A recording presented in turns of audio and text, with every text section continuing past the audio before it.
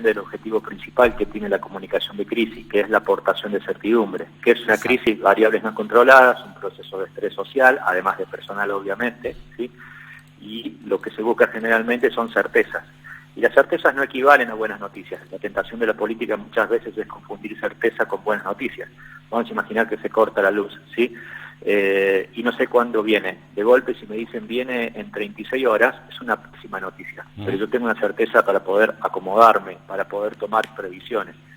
De alguna manera, y con complejidades evidentemente una escala diferente, a nivel nacional es lo que uno hubiera imaginado.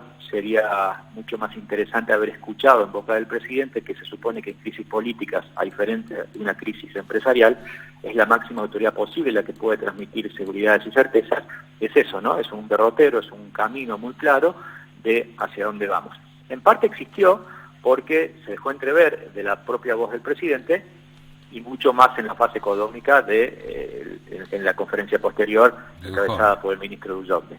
No obstante ello, es interesante porque hay varias cosas que en el marco de la comunicación de crisis son lo opuesto que vimos ayer. Más allá de que guste o no, más allá del sesgo ideológico que pueda tener y más allá del efecto, ¿no? Lo primero es el exceso de dramatización y además el exceso de subjetivación. Voy a tratar de traducir estos dos elementos. ¿Qué es el exceso de dramatización?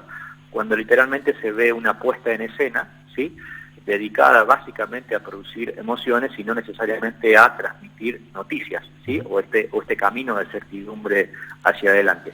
Y el exceso de subjetivación es cuando, en este caso fue muy claro ayer, el dolor personal es mayor en el recordatorio de quien lo ve o la sensación personal de quien padece o gestiona esa crisis que quien la padece por fuera, en este caso la ciudadanía, ¿no?